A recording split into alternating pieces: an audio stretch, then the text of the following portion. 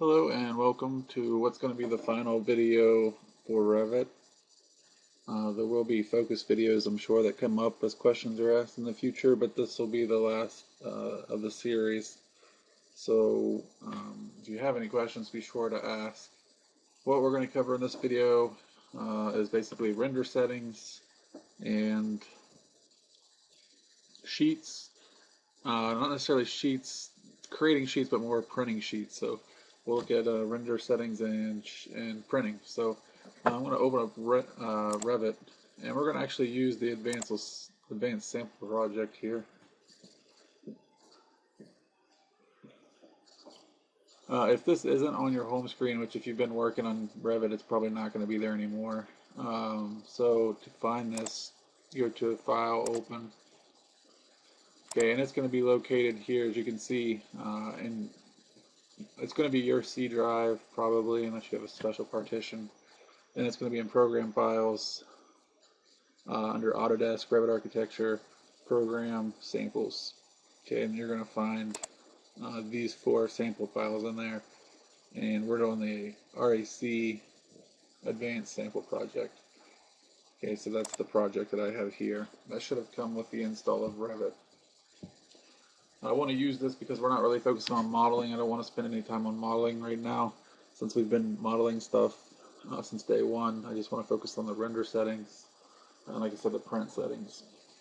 So if you remember, when we want to render, actually let's go ahead and go to an interior scene. No, we can stay here for now. This is fine. The render option down here is the little teapot with the light bulb, and that's pretty much the same in all Autodesk programs. You'll see the teapot. The teapot represents the rendering. So if you click that, now by default it looks like there's already some settings here. We're actually going to change this. We're going to change this to draft.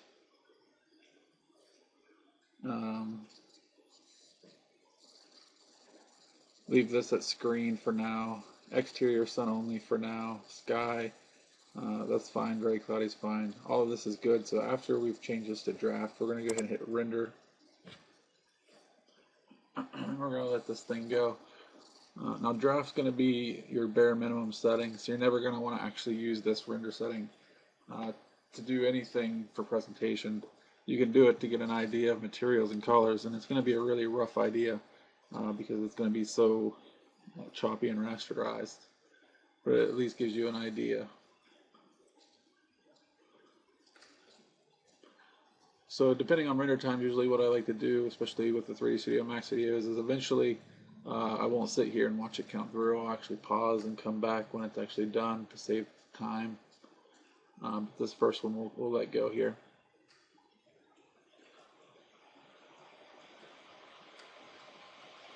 So you can see we're getting some warnings there in the box, which just means we're missing those files. The materials themselves, we would have to find those and replace those or add new ones ourselves.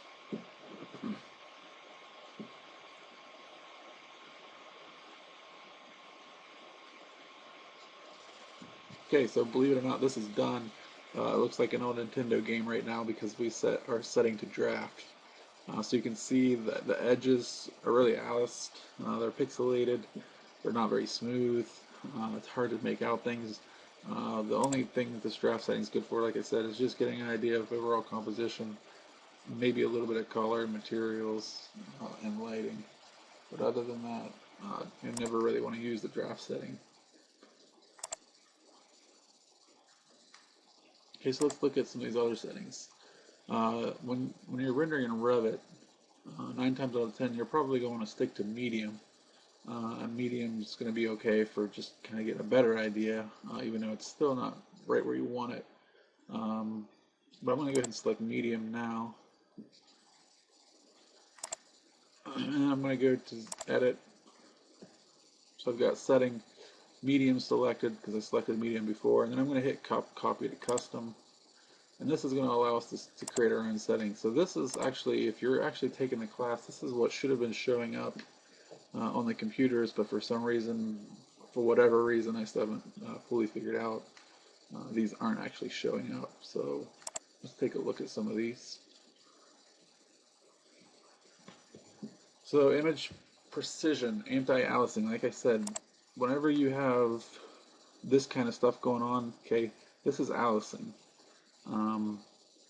So any graphics program is going to have an anti-aliasing. If you're familiar with Photoshop, text has anti-aliasing, smooth, crisp, and strong.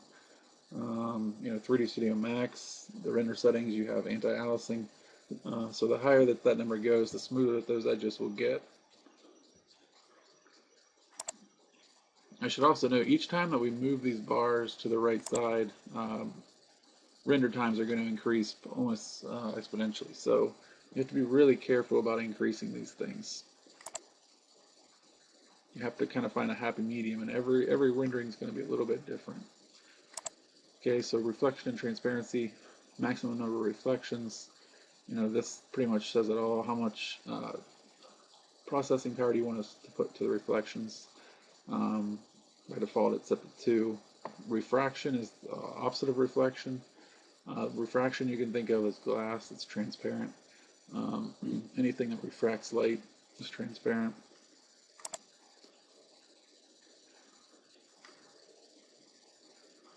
Okay, even these little images here kind of give you a good idea. You can see the noise here in this reflection, how it's speckled. Okay, that's just the precision. You can see here this is nice and smooth around the edge, so this is kind of how precise do you want it to be.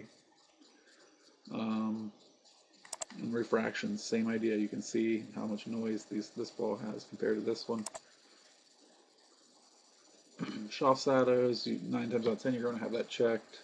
You can see you've got some jagged pixelated dots for shadows here, where here it's nice and smooth. So you'll have to adjust this accordingly. Indirect illumination is what makes computer rendering what it is. So yeah, this is basically what calculates the light photon bounces. When you think of light entering a room through a window, it has to go through a process of bounces. Basically the precision there is how many I'm sorry, the bounces are down here. Precision, you can see here in the pictures, you'll see on the ground it's a little darker in the shadows, the colors are a little more vibrant. The smoothness you can see is kind of choppy inside this guy. And here it's nice and smooth. Here you can see defined. Here it's not so defined. And lastly, the bounces. How defined you want your bounces to be. Like I said, how many times, if a photon gets into this opening here, how many times do you want it to bounce around before it stops calculating? So with this, you could think it could increase the brightness. If you hover over this, it'll actually tell you to. So this says increase the value when areas of the scene that should be indirectly illuminated are left in darkness. Okay, and the last thing in the options are daylight portals. And basically, daylight portals are a way to fake extra photons from the sun, which is very nice because you don't have to add a bunch of fake interior lights which cause scallops and unwanted lights on the walls and shadows on the walls. By adding daylight portals, you can pretty much control the light that comes through the windows and magnify it. So let's go back here and let's look at draft and see what these are set to. If you remember, draft is what actually produced this rendering, and you can see by default their values here. So image precision set to 1. That's the smallest it gets. That's why it's so jagged. Everything's going to be kind of low here, you can see, but this is a good way to compare what you might need to change. So you can see most of these guys are set to 1 or really low. Okay, so let's look at low here. So image precision steps up 1. Most of everything else stays about the same. Medium, which is what I usually recommend to get a good idea before you actually render your final rendering. You can see this actually jumps up twice, 2 times to 4. Some of these values increase by 1. Some of these increase by 2, some by 1. Now best is going to take a very long time to render, but you're going to get obviously the best results. So what I think I'll do here is I'll go ahead and render this and I'll pause and we'll come back. So I'll leave this on best here and render, and once this is done, we'll come back. We'll see how long it takes.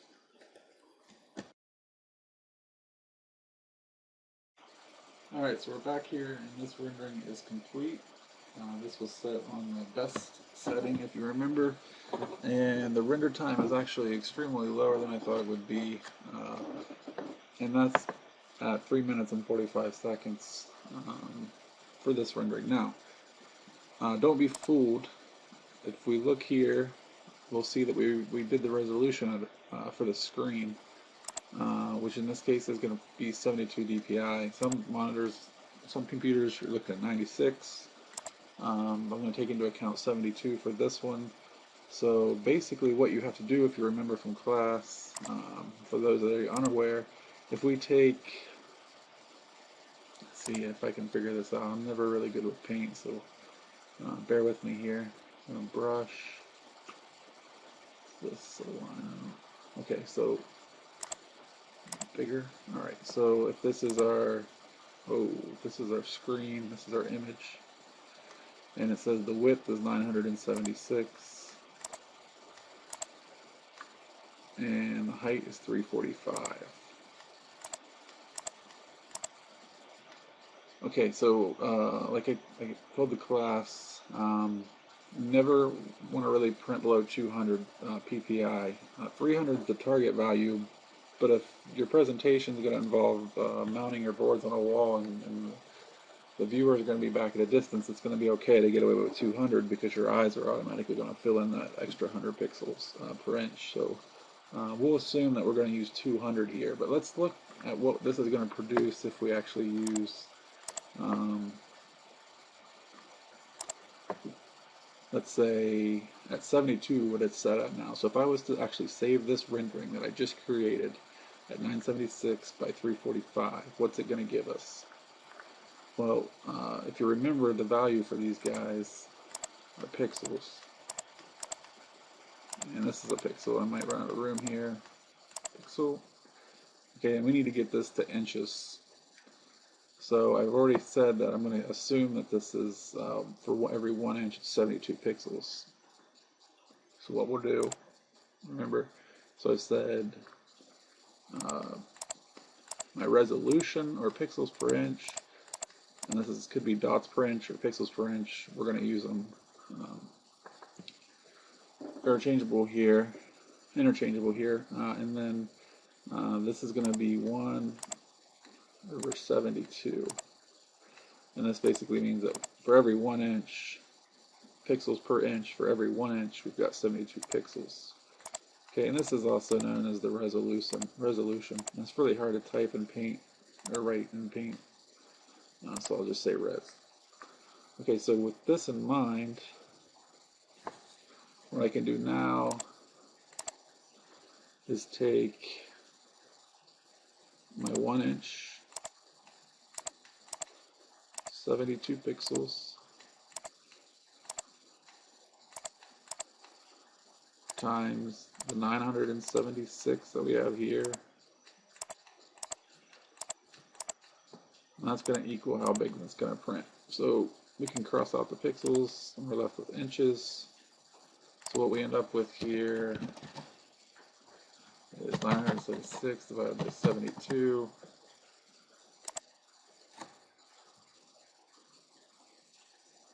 $13.5.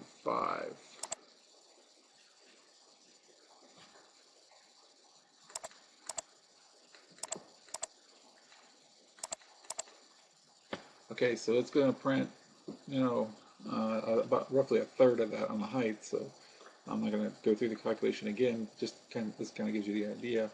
Okay, now this is 13.5, but that's at a resolution of 72. So that means that there's going to be only 72 dots per every inch. So it's not going to be a very nice picture. It's going to be rasterized or pixelated. So the idea here is then what we end up doing is, let's do the exact same thing here. Let's see. If I did maybe a white brush, that would work. This time, let's say that we're going to print this at 200.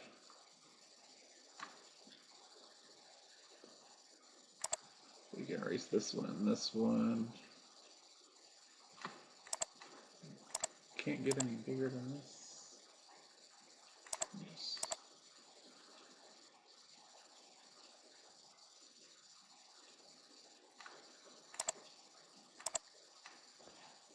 There we go, that works. Okay, so let's do 200 now. So we'll change this to red.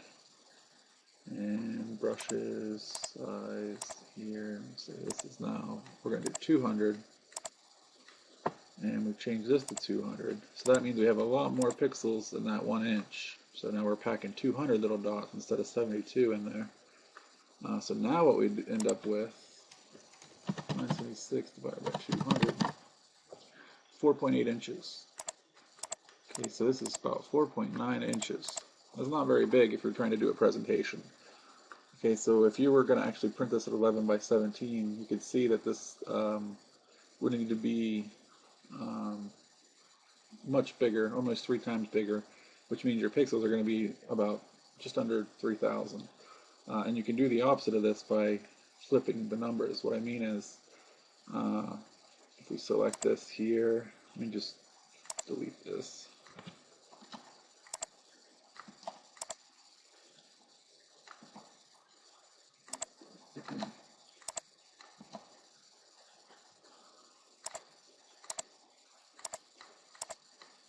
For example, if this was going to be pixels, we don't know how many pixels it's supposed to be. We don't know how many pixels this is supposed to be, but we do know that this guy is supposed to be 17 inches. And maybe this guy is supposed to be 11 inches. So we do the exact opposite. This time we put 200 pixels on top.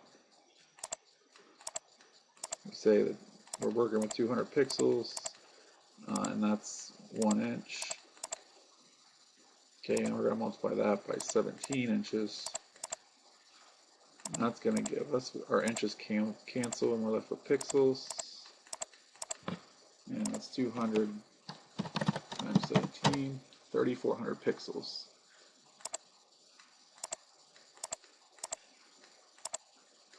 Okay, so we need,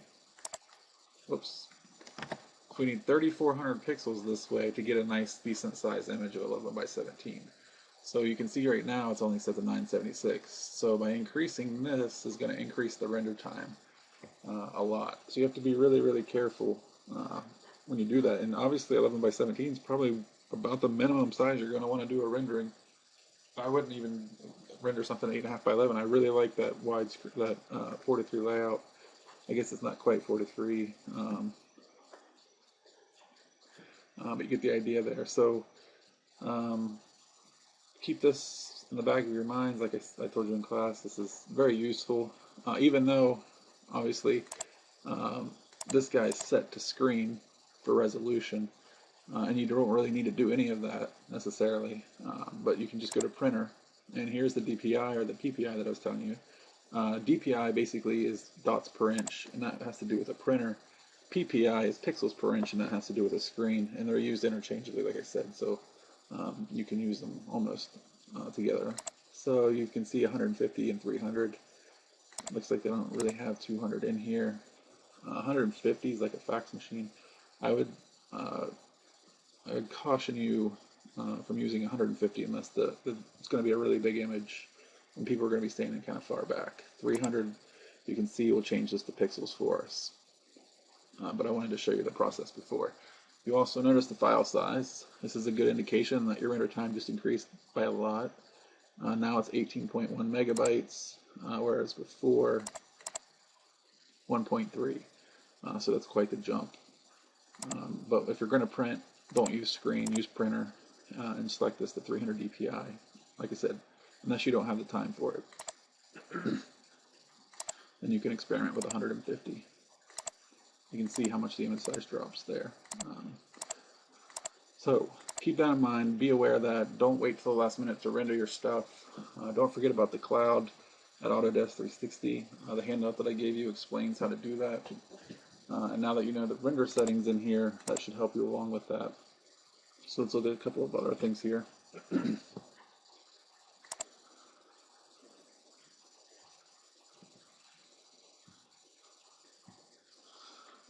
So these are the lighting schemes. Obviously, you're either going to have an interior or an exterior rendering. If you have a sun, you can do sun only. Sun and artificial as if you have actual lights inside your scene. Like if you have a reflected ceiling plan and you've been placing cans. Okay, those cans have a light inside of them. So if you want that light to work, you need to have sun and artificial, or you can just have sun only, or you can just have the artificial only. And we'll take a look at take a look at that. Background style, very cloudy. You can see the sky here is very cloudy. You can do a straight color. You can do an image of your own. Usually what I would do is a color, and I would take it into Photoshop and add my own backgrounds. That's going to be totally up to you, what you want to do. I wouldn't recommend putting an image in here because it's a little harder to get arranged. So if you're, and it's a bummer that they don't actually have an alpha channel here, because alpha channels are really nice when it comes to doing something in Photoshop. But I would try and stick with maybe a color here instead. But it has a nice effect. So let's change just a few clouds. This has to do with the haze in the sky, which affects the light. You can experiment with that. Here we can adjust exposure. Alright, usually I probably wouldn't do too much of this in here. Again, this is something I would take into Photoshop and adjust my gammas and exposures and brightnesses and all that good stuff. But you do have the option to do that here if you don't have Photoshop. So we'll look at the effect of that here on a picture. Save to project. If you want to save this picture inside your project, you're going to use this. If you want to save this picture somewhere else in the file system, you're going to export. And if you want to go back to the model, you can hit show the model. And that'll take you back to the original shaded view here, or you can go back to show the rendering, and that'll take that. But once you close this and leave, you'll see this comes back to how it was before. And if I go back in here,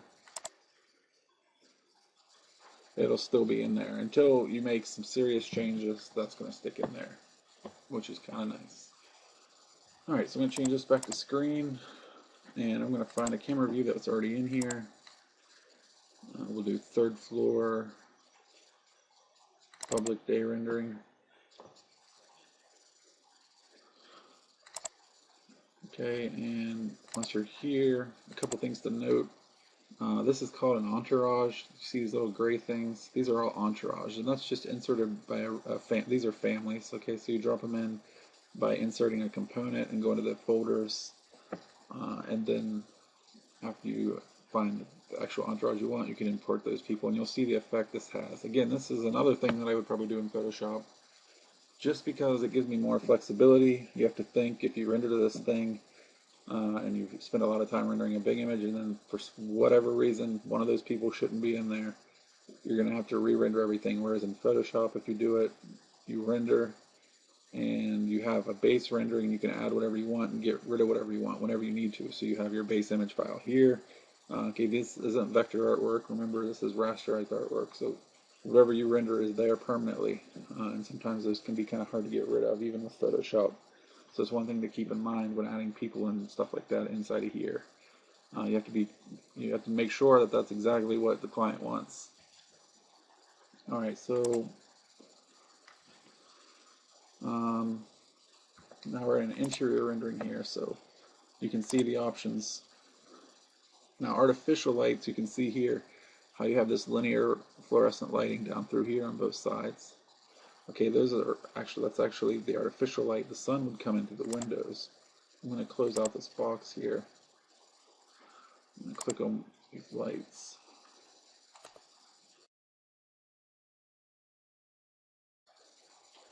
Sorry about that little bug there. My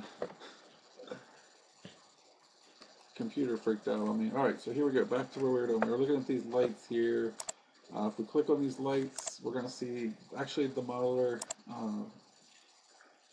that created this file grouped these.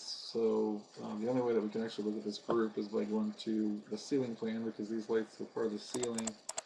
So we go to the third floor ceiling plan, and you'll see they're already highlighted for us. We can go to edit group.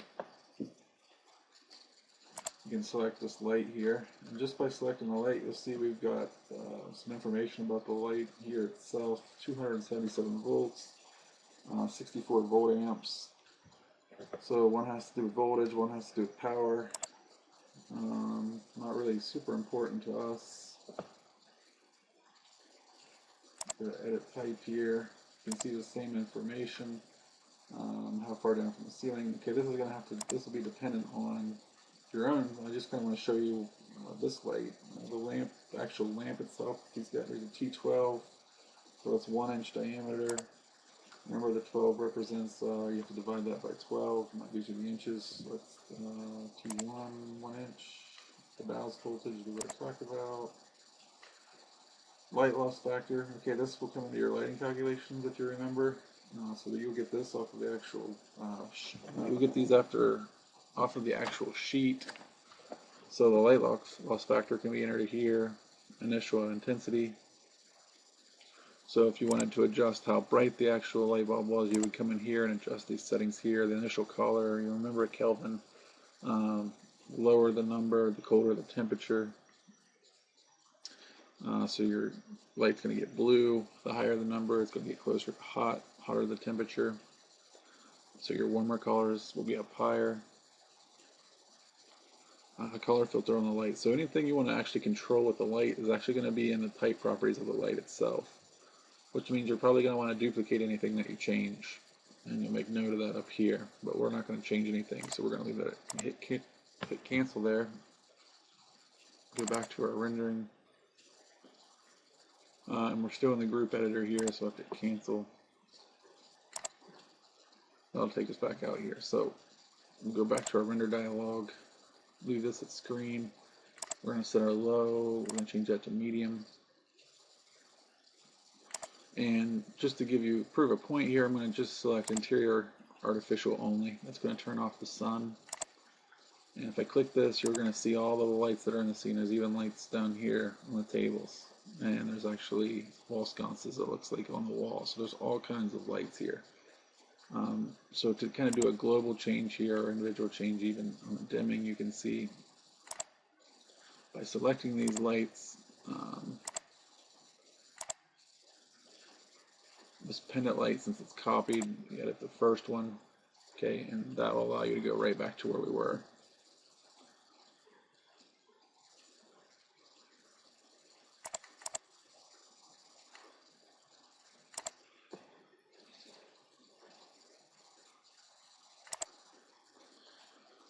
Okay, so we've got interior artificial only, sun setting is fine, everything else is fine. I just switches to set the meeting, so I'll hit render.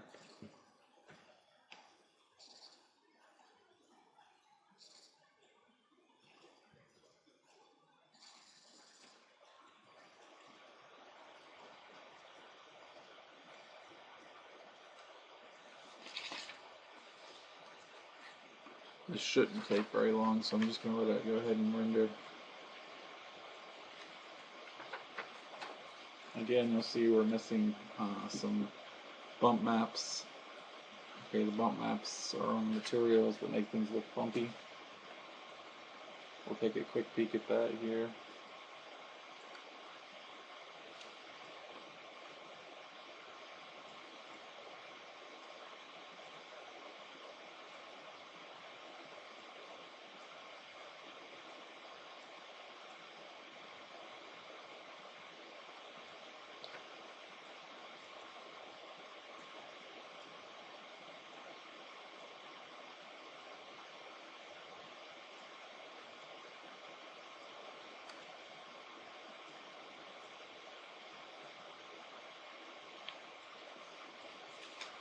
I didn't think it would take very long, but maybe since there's no sun, it's going to take a little longer because of the artificial lights.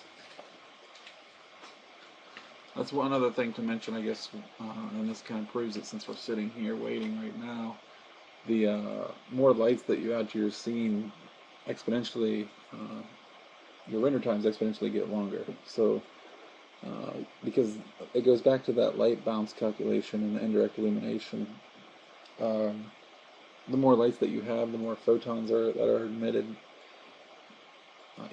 So that takes more time to calculate because there's more lights.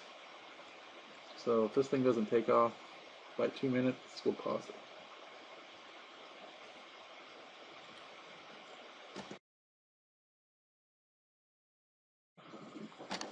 Alright, so here we are 25 minutes later. Finally finished with artificial lights at 41. So 41 lights took 24 minutes, where the sun before took 3.5 minutes. And we're still, remember, now we're at medium on the resolution, or I'm sorry, medium in the quality, and the same resolution here, and about the same pixel size. So the number of lights obviously matters a lot. So let's take a look what we have here. These little speckles that you see here have to do with reflection. Okay, there's a glossy material, and these little lights represent little bounces. So we would have to adjust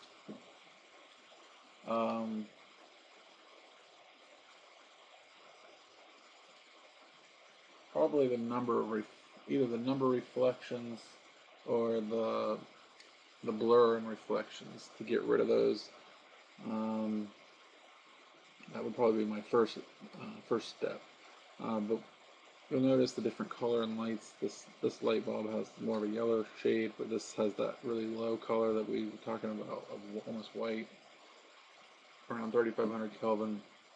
You can see some light here on the walls, but you'll notice it's dark outside because we don't have the sun turned on. So this would be an ideal night scene.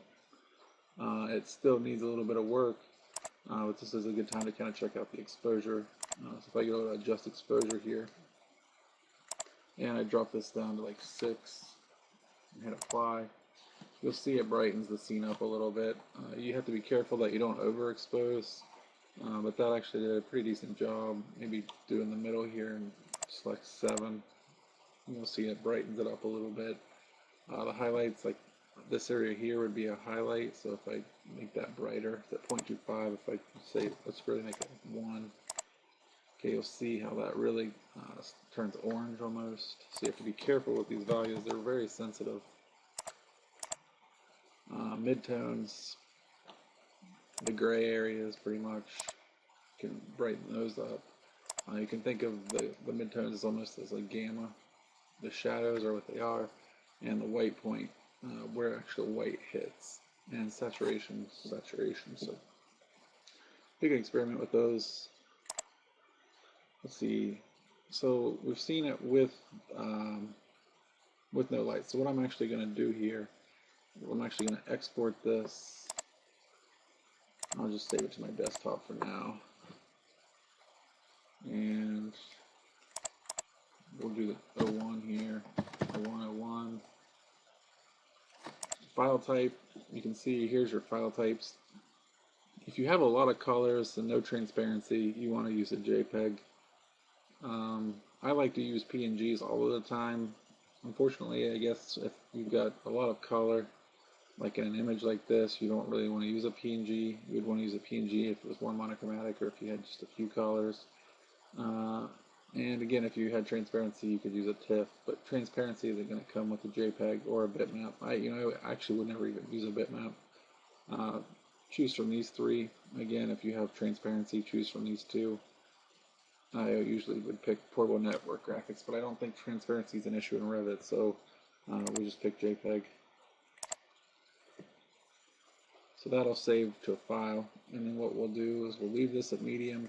We're going to just do sun only.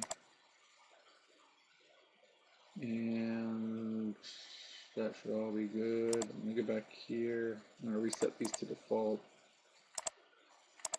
And render. So what I want to do is compare the sun by itself, the light by itself, and then I want to compare the sun with the lights with just the sun, to prove that some of these lights could go without being turned on to save you some time. But when I say scallops, I'm referring to, you see how light hits the wall like this? In the past, renderings would have to be filled with tons of lights to kind of correct that, but if you use a sun, you don't really have to worry about it, because the sun will make sure that you get plenty of light into your scene.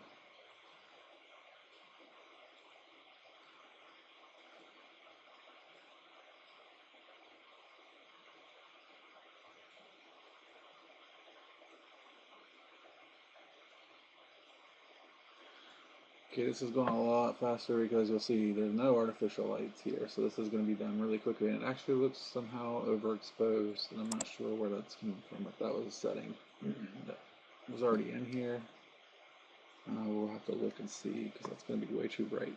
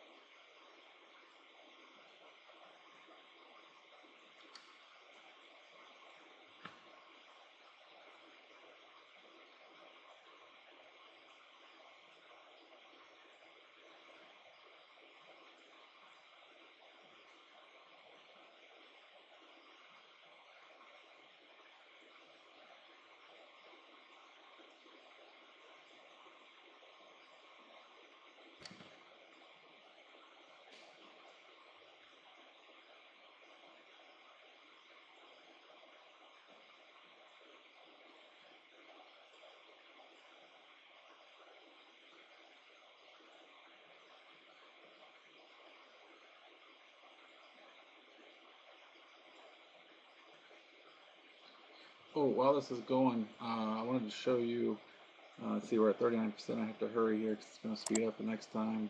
I would go to all programs, accessories, system tools, resource monitor. I wanted to point out what's actually being used here on your computer. That little orange box that's going around is actually a thread on your CPU or your processor. So if I go to my list here and find Revit,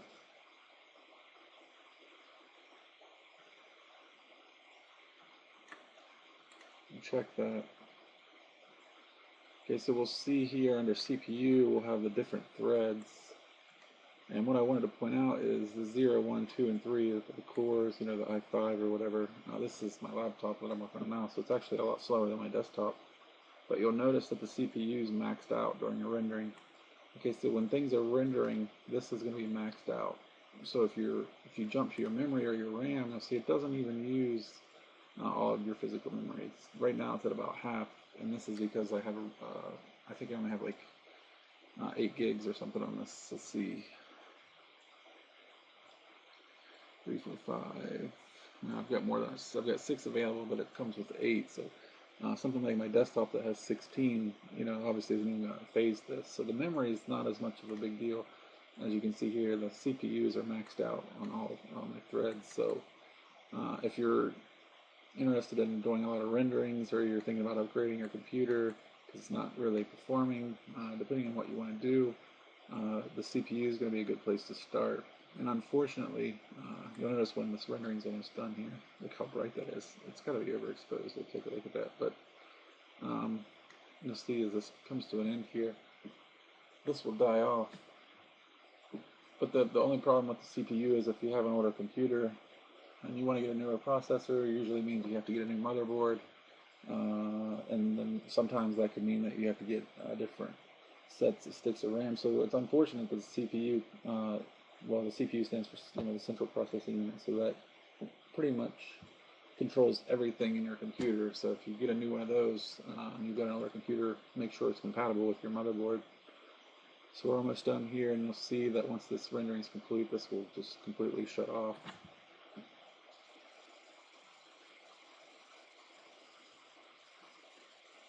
Okay, so rendering's at 100%. This starts to taper down now.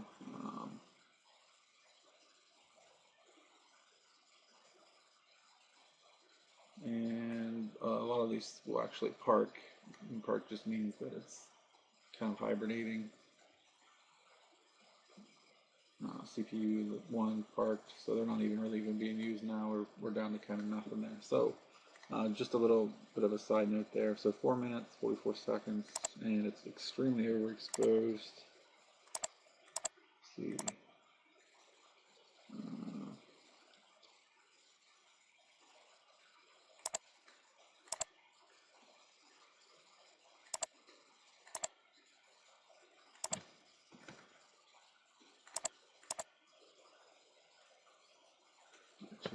So we're on medium here, so you can see the glossiness on some of this paint is causing some problems. Still can do some adjusting here.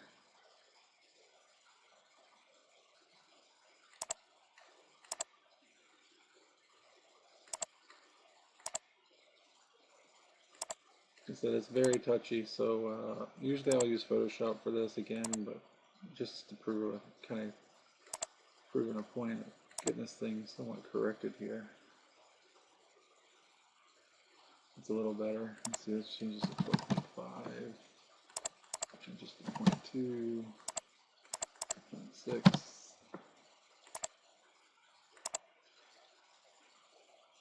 And we'll make it a little bit cooler, maybe 6,000 on the white point. Alright, so we'll go with that for now. Okay, so here's with the sun. We can see now the sky. We've got light coming in. Again, this speckle has to do with reflections. This actually is probably a bump. It looks like it's some kind of concrete, so it's might actually supposed to be bumpy. We've got some carpet down here. These little dots, again, all have to do with the setting of the quality here. So we could run this with the same settings and kind of get the same effect. But what I want to do here is actually export this to 0201. Okay. And then what I'm actually going to do next is, this is going to take a while, so I'm going to do sun and artificial here. And I'm going to render this and come back because this is going to take a little while.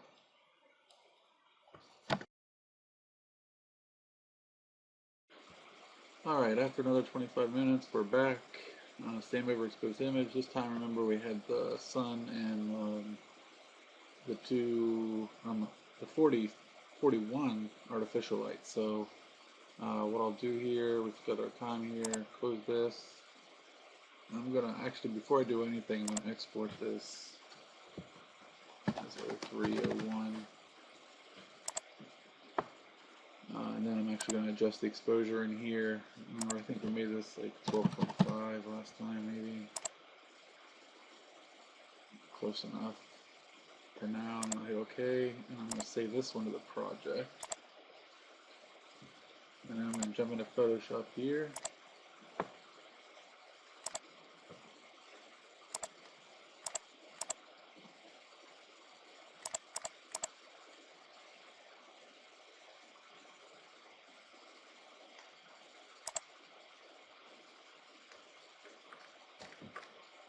And I'm just going to do the exposure in here just to show you the difference here. So with this exposure, you can see I can control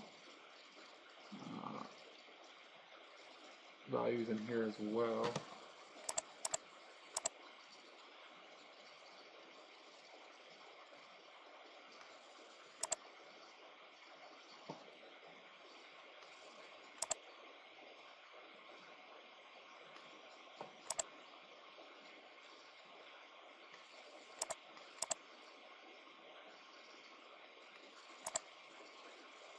However, it looks like this might just be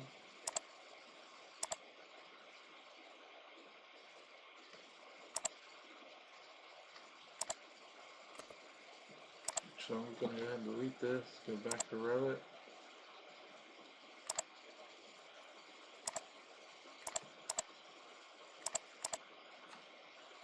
Make the life easier here.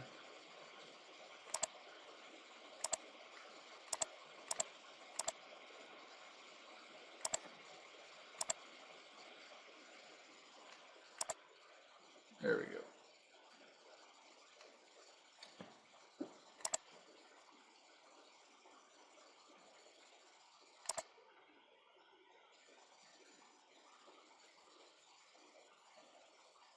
Okay, so we'll see the top one here.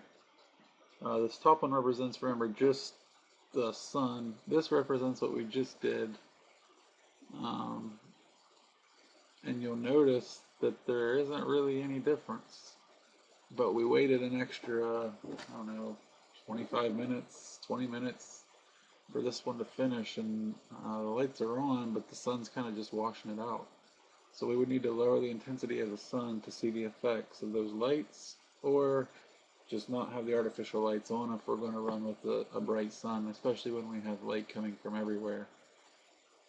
But I thought it would be important to show you So the differences are unnoticeable in this case.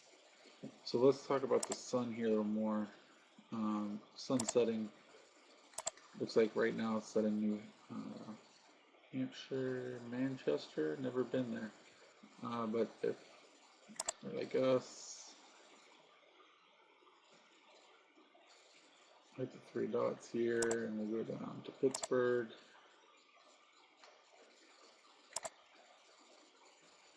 We'll use daylight savings time. 2004.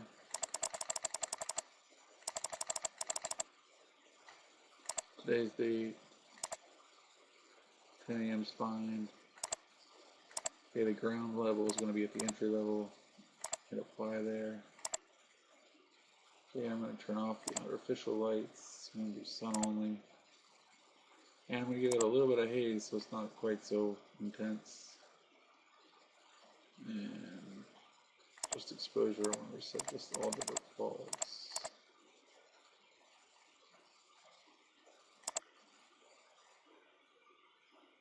More into that.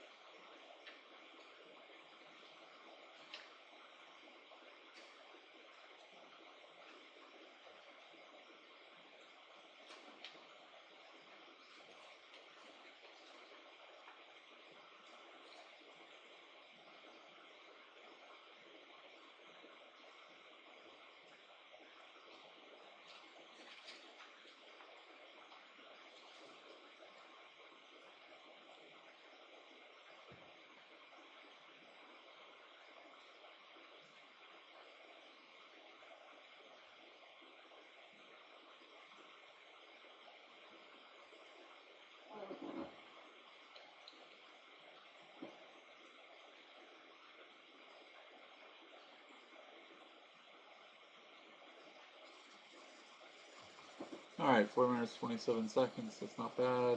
Remember we're on medium setting here, so it's going to be choppy and it's overexposed. 4.5, actually at 12.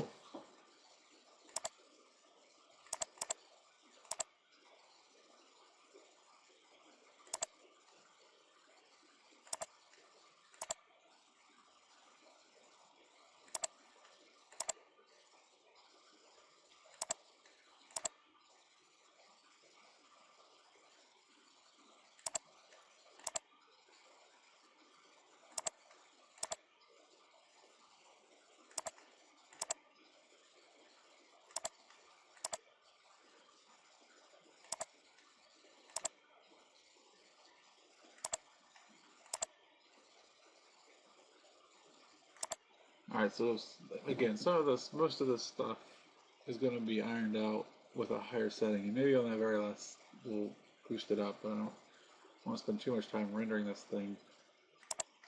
And you get the idea, I think. So we've covered everything in here. Let's take a look at the materials here. For example, for this wall.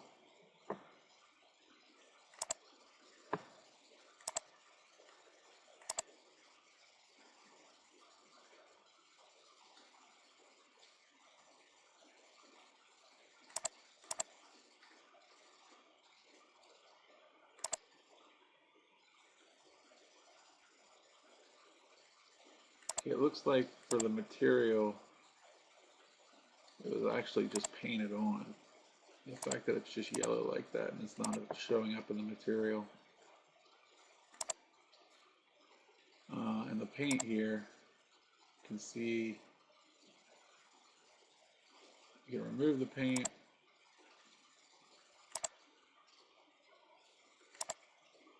If I click on that, that'll go away. Or I could add a paint.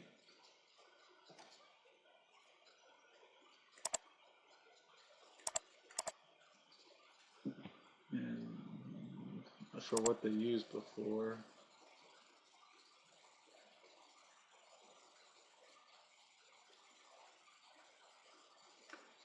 We'll just add our own white mat here. Well, we'll make it a little interesting.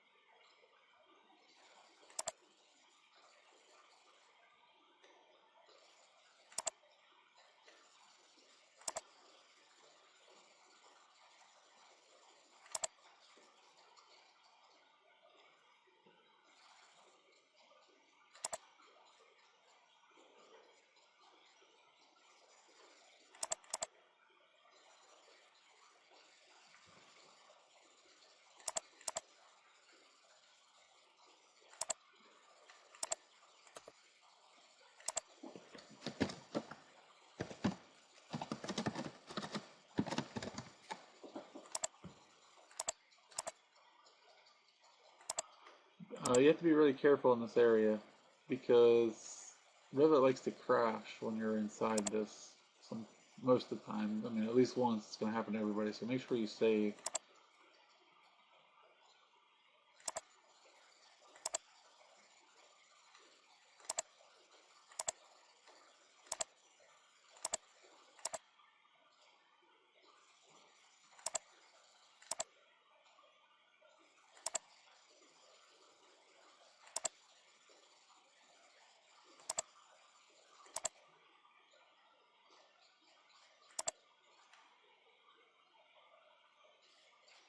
Okay, so there's our sample of the mat here. So you can notice if I change this to semi-gloss, I like to use the sphere because you can actually see the reflections better. You see how glossy that is.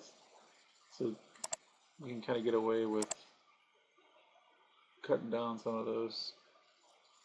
Even eggshell has a nice gloss to it.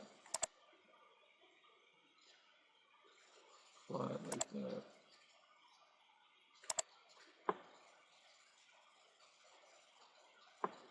Okay, so now I can add that.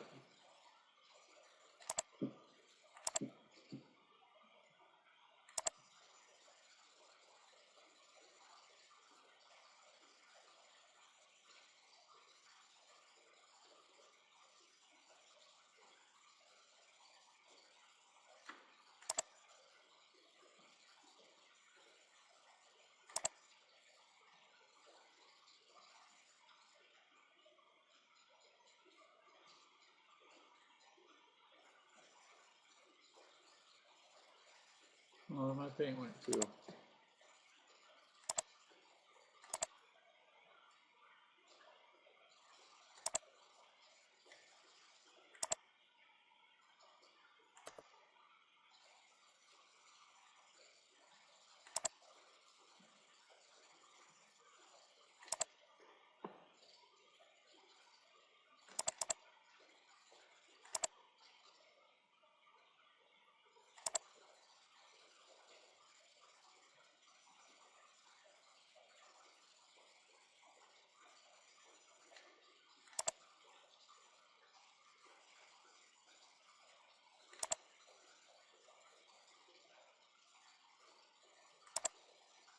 Huh.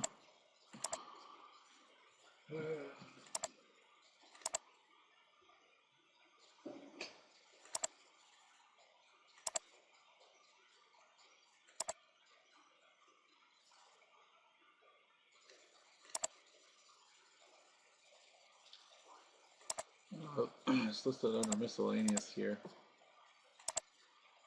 I probably should have just changed that to paint, but my mind's almost shot here, so we're gonna modify.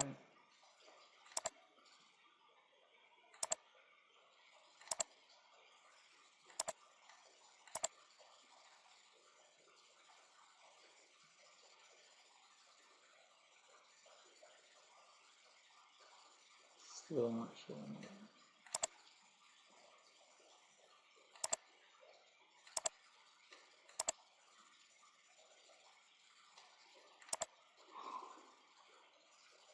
What am I missing?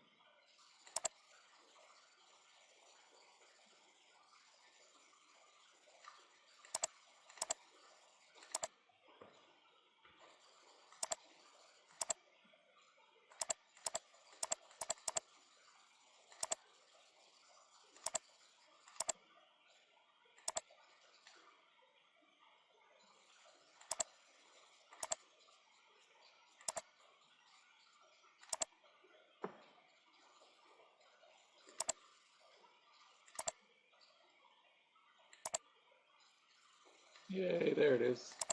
Alright. Now I can paint these guys.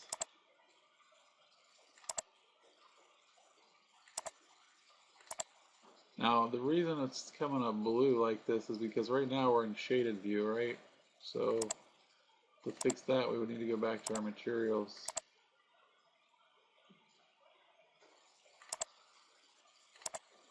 And jump over to graphics, and you can see here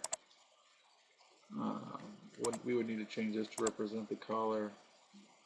And if we wanted it to be exact, 189, 223.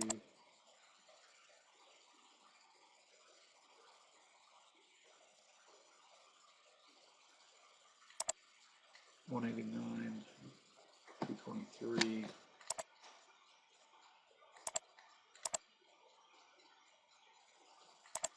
You can actually just check that box. Like I said, I'm a little slow. I'm getting kind of tired here. So, why?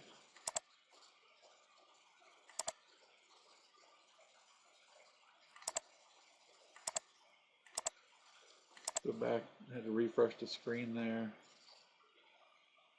Back to realistic.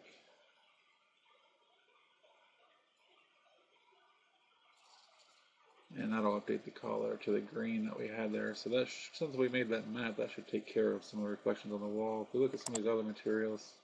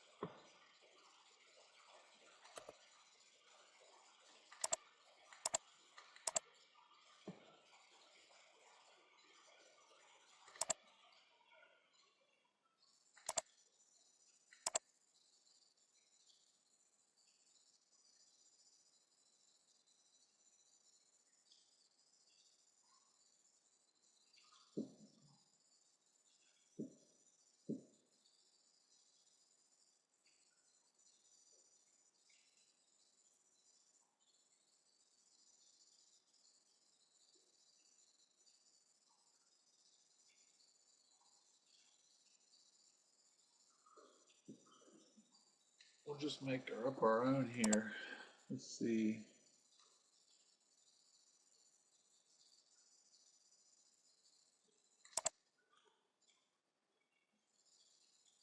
Usually pick one that starts off kind of where you want it to be, and then you can duplicate that.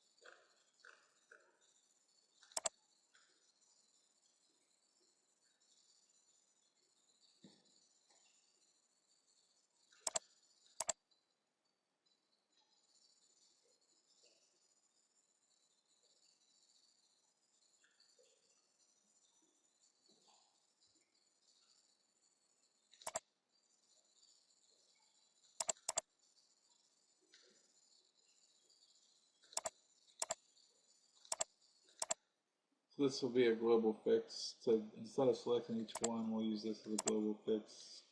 This will change all of the things on there.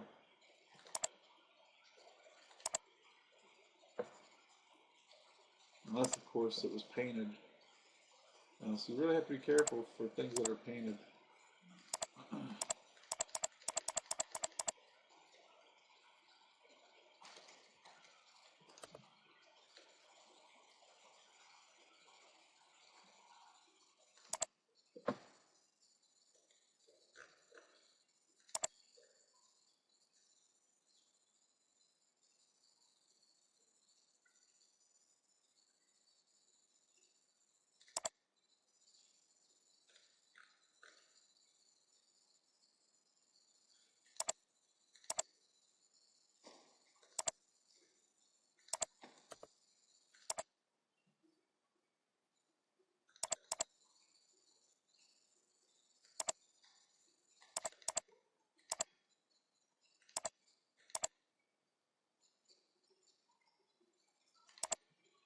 There we go. Alright, so that'll take care of all metal railings. And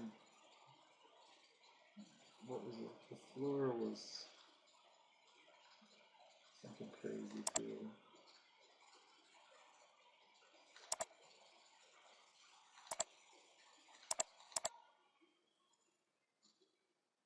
So this is the carpet that was being used.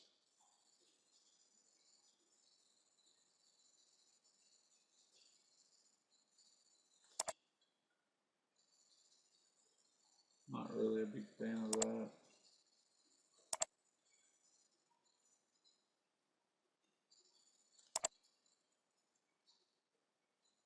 Could probably do like a carpet tile here with this fabric.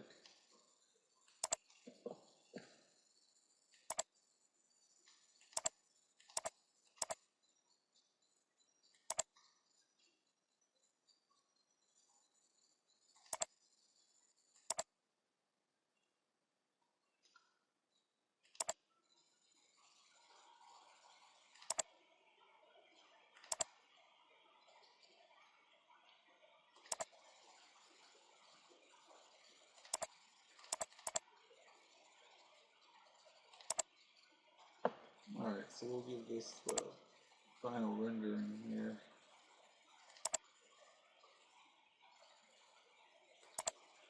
So I'm going to change this to best.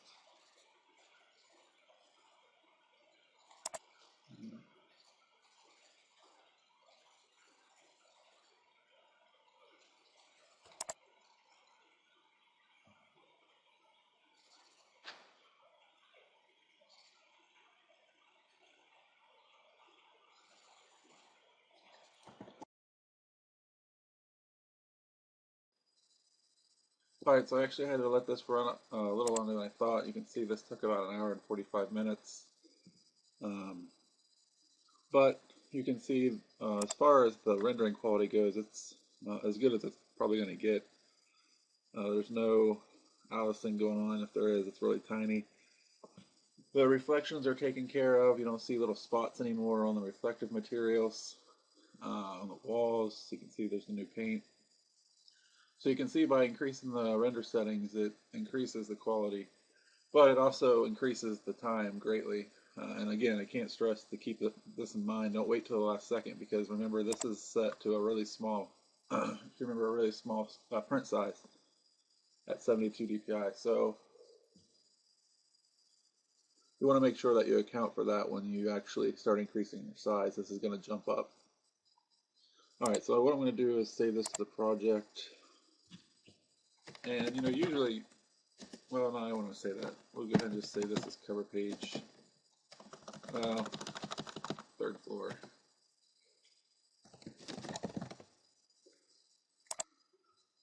Alright, and I'll close this.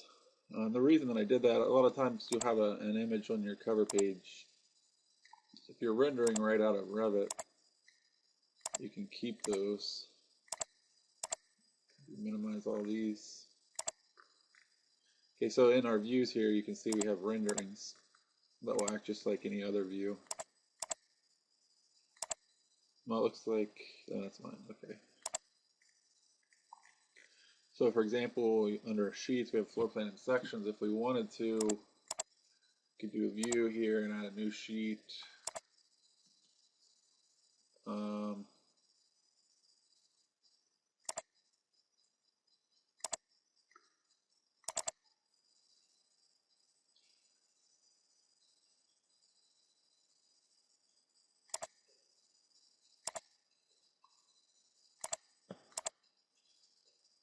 If we were doing a tiny title block like this one, we can take our renderings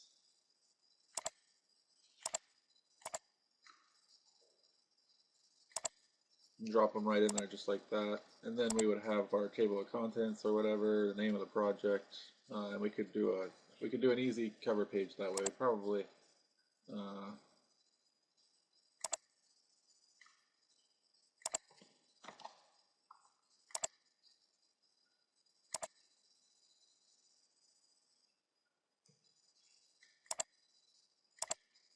give that no title there.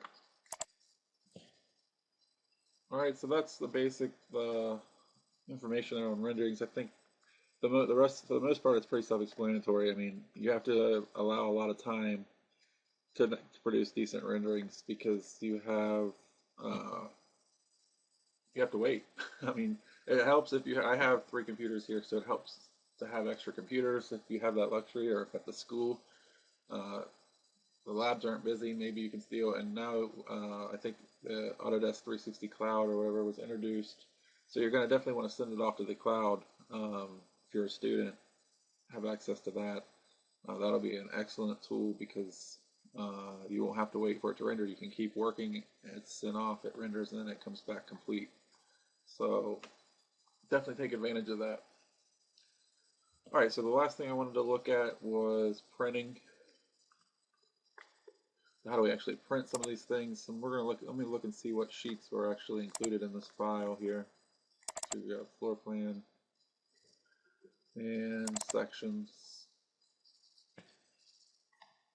Okay, so these were actually already included in here. They should be down in your sheets. The one that I just added here, and I'm actually going to delete that one.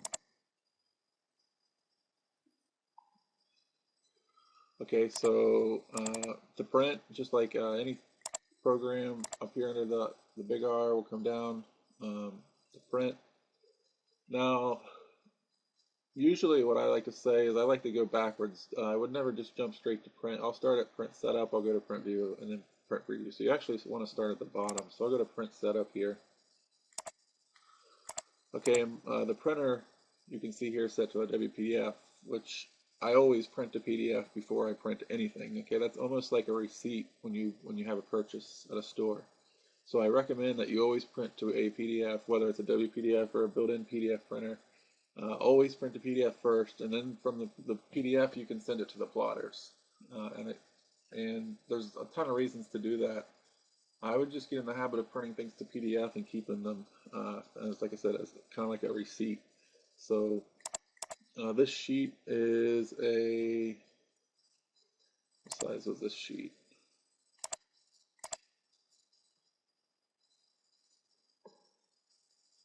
Aerometric. We'll go back to print.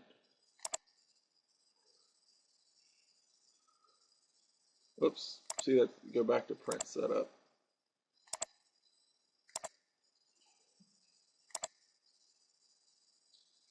And we're going to change our size here to AO. Landscape's fine, we want it to be centered. We don't want to fit to page, we want it to zoom to 100% size. Okay, if you hit fit to page, you're going to lose the scale of the drawing, and that's not good. You want it to zoom 100% of the size so that it doesn't squeeze your drawing down. Vector processing is fine, we've talked about vector and raster and the differences. Raster quality want to be high. Color is color. Grayscale. We usually don't really plot in color anymore, unless it's for something personal. You can use color, but for this, we're going to actually use. And we can save this as the default, and then hit OK. And then we're going to come back in here, we're going to go to print preview. Okay, so there's our print preview.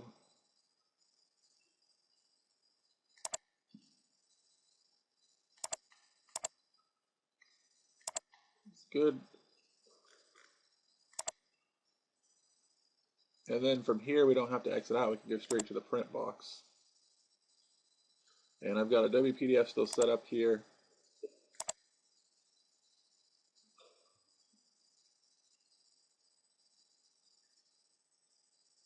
Now, you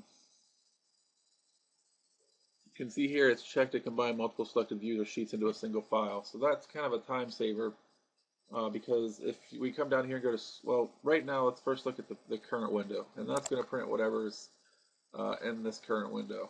Okay, this is the current view. So whatever's in the current window, that's going to print. The visible portion, if I was actually zoomed in close to the corner, if I was zoomed in to, let's say, here, okay, that's going to print whatever is in the visible portion. If I wanted to print this whole sheet, even if you're zoomed out like this, it's going to, I'm almost positive, I never really used that option, but I'm almost positive it's going to print all this white space. So usually, usually what you're going to do on big jobs is you're going to do selected views and sheets. So I'm going to select that.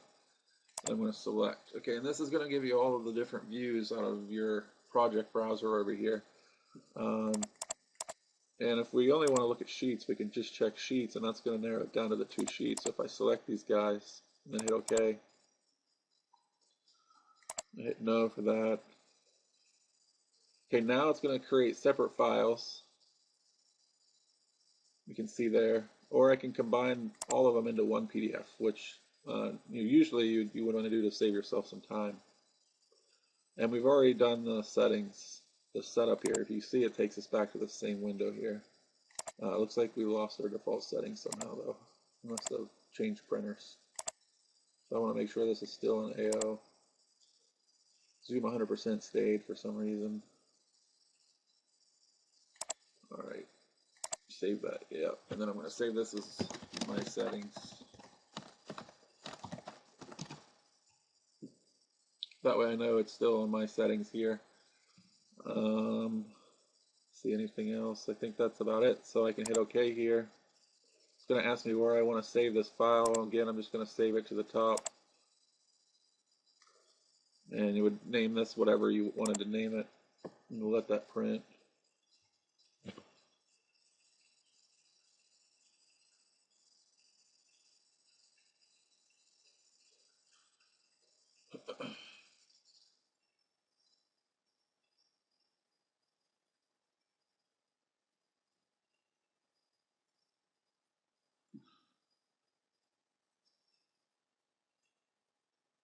These AO sheets are actually pretty big. That's why it's taking a good amount of time here to render these out. So after that's done, it should pop up with the PDF here. Okay, there they are. Now you're going to have this Autodesk stamp in the corners, which it clears the border fine. The only way, well, never mind. So as you can see, it's all in one file already for you. You don't have to combine anything. And that's the beauty of that selection that we made. And if we look at the preview here, if I go to properties, we can see that it's the page size is 46.81 by 33.31, how many pages it is. So this will tell you, this was kind of like reinforce how big the actual page is. So now from here, if you had a plotter, you would go to File, Print, and let's pretend that this was the plotter here. We would want no scaling, right? Because we want it to print full size. If we scale it here, then we've just messed up the scale that we just preserved from Revit. So we don't want to scale it. We want to choose the paper source by PDF size. And depending on your plotter, that could change.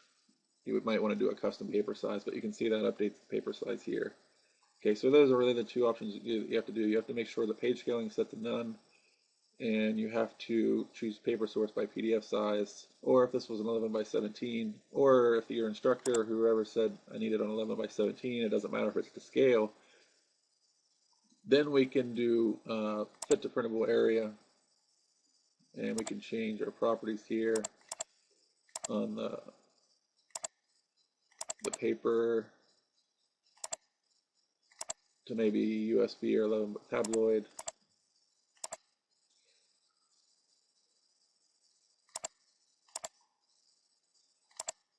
And you'll see that we'll squeeze it down to 11 by 17. You have to make sure you uncheck choose paper source by PDF size. So if you want to shrink it down after you've already got this nice big PDF, that's fine. You just have to be aware that it's not going to be to scale anymore, obviously. And some people are, when I say some people, instructors are okay with that. You wouldn't ever want to do that for a construction document, right? Because all of your scales on your tags would be wrong, and that'd be false information. So you definitely don't want to do that. It might not even hurt that if you do this, let's say that I know that I'm gonna scale this down to 11 by 17, that, let's see.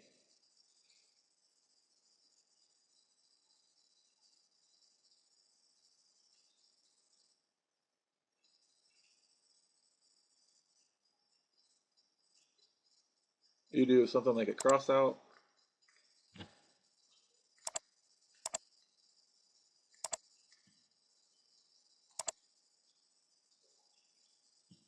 If you're, this is if you're gonna scale it down, remember you don't need to do this for anything else.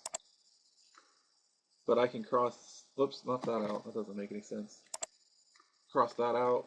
Okay, that way just so that I'm clear with whoever is going to be viewing this 11 by 17, that's not to scale anymore. Okay, it's not to scale at all. And there's probably a global scale in your title block usually. You want to make sure you don't miss that.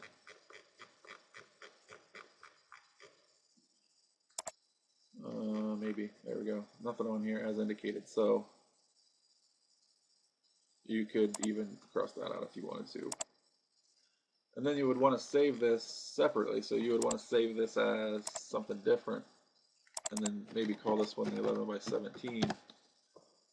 That way you don't have to do it every time you go to print 11 by 17, and it's set up to print for 11 by 17. Okay, so that's about it for printing.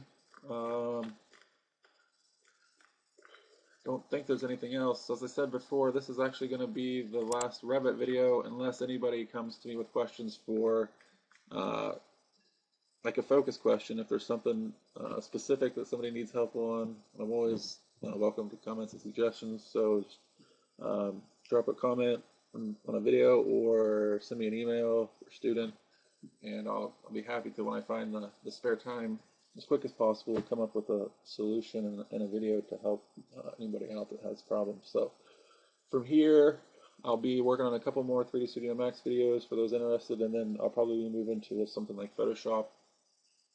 Adobe Photoshop and Adobe Illustrator will be the next series that I get to, and things are kind of busy right now, so it might be a few weeks before I even start that, but keep your head open for that. So take care and good luck.